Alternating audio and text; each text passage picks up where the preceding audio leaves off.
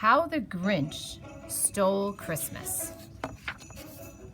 How the Grinch Stole Christmas by Dr. Seuss.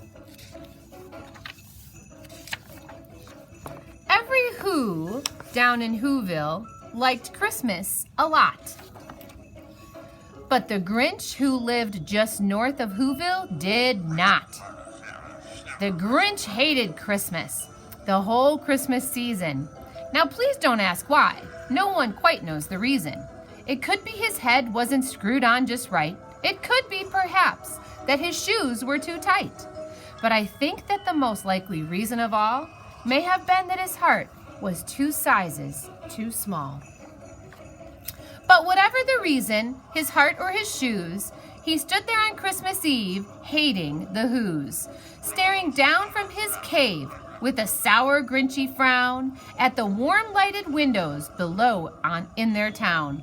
For he knew every Who down in Whoville beneath was busy now hanging a mistletoe wreath. And they're hanging their stockings, he snarled with a sneer. Tomorrow is Christmas, it's practically here. Then he growled with his Grinch fingers nervously drumming. I must find some way to stop Christmas from coming. For tomorrow, he knew, all the Who girls and boys would wake bright and early. They'd rush for their toys.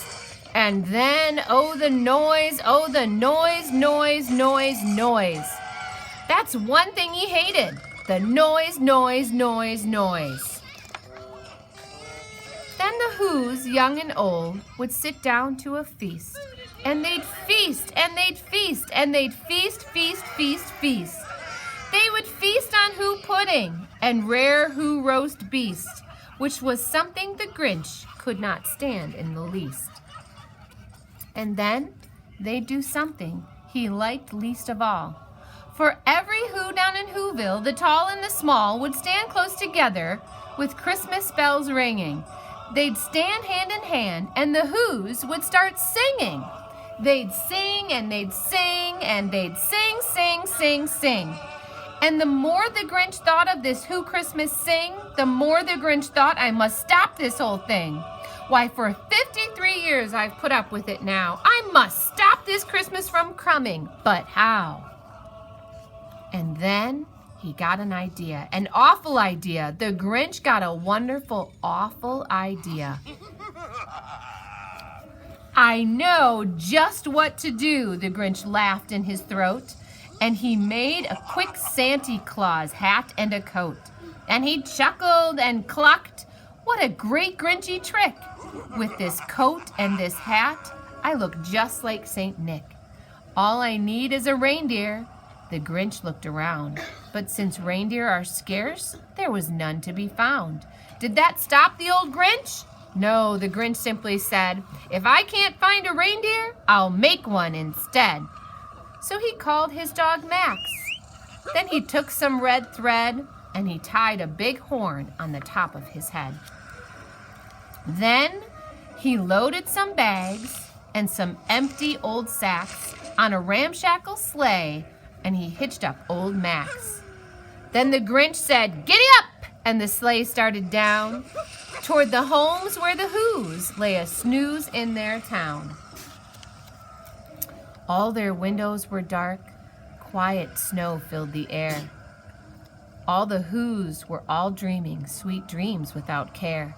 When he came to the first little house on the square, this is stop number 1, the old Grinchy Claus hissed, and he climbed to the roof, empty bags in his fist.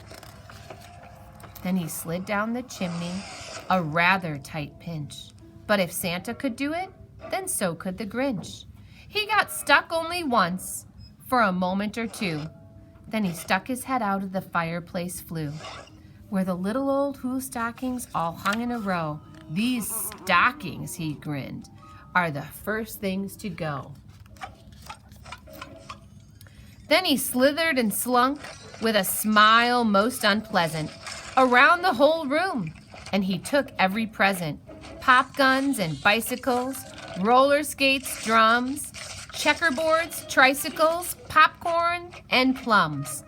And he stuffed them in bags. Then the Grinch very nimbly stuffed all the bags one by one up the chimney. Then he slunk to the icebox. He took the Who's feast. He took the Who pudding. He took the roast beast. He cleaned out that icebox as quick as a flash. Why, that Grinch even took their last can of Who hash. Then he stuffed all the food up the chimney with glee. And now, grinned the Grinch, I will stuff up the tree. And the Grinch grabbed the tree and he started to shove when he heard a small sound like the coo of a dove. He turned around fast and he saw a small Who, little Cindy Lou Who was not more than 2. The Grinch had been caught by this tiny Who daughter who got out of bed for a cup of cold water. She stared at the Grinch and said, "Santa Claus, why? Why are you taking our Christmas tree? Why?" But you know that old Grinch was so smart and so slick, he thought up a lie, and he thought it up quick. "Why, my sweet little tot," the fake Santa Claus lied, "there's a light on this tree that won't light on one side. So I'm taking it home to my workshop, my dear. I'll fix it up there, then I'll bring it back here." And his fib fooled the child. Then he patted her head, and he got her a drink, and he sent her to bed. And when Cindy Lou Who went to bed with her cup, he went to the chimney and stuffed the tree up. Then the last thing he took was the log for the fire. Then he went up the chimney, himself the old liar. On their walls he left nothing but hooks and some wire, and one speck of food that he left in the house was a crumb that was even too small for a mouse. Then he did the same thing to the other Whose houses, leaving crumbs much too small for the other Whose mouses. It was 1/4 dawn, all the Whos still abed, all the Whos still a snooze when he packed up his sled. Packed it up with their presents, the ribbons, the wrappings, the tags, and the tinsel, the trimmings, the trappings. 3,000 feet up the side of Mount Crumpet, he rode with his load to the tip-top to dump it. Pooh-pooh to the Whos, he was grinchishly humming. They're finding out now that no Christmas is coming. They're just waking up. I know just what they'll do. Their mouths will hang open a minute or two. Then the Whos down in Whoville will all cry, boo-hoo.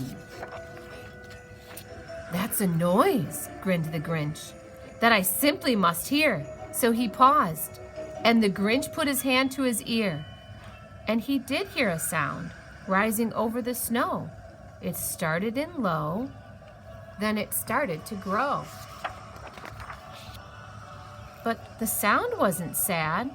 Why, this sound sounded merry. It couldn't be so, but it was merry, very. He stared down at Whoville, the Grinch popped his eyes, then he shook. What he saw was a shocking surprise.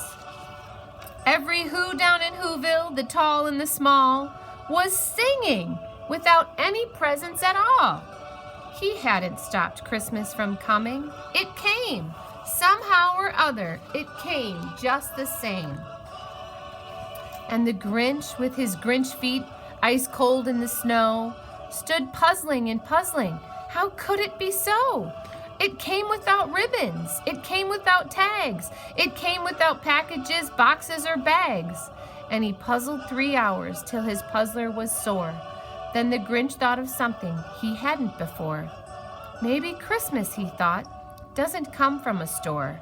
Maybe Christmas, perhaps, means a little bit more. And what happened then? Well, in Whoville they say that the Grinch's small heart grew 3 sizes that day. And the minute his heart didn't feel quite so tight, he whizzed with his load through the bright morning light. And he brought back the toys and the food for the feast. And he himself, the Grinch, carved the roast beast. How the Grinch Stole Christmas.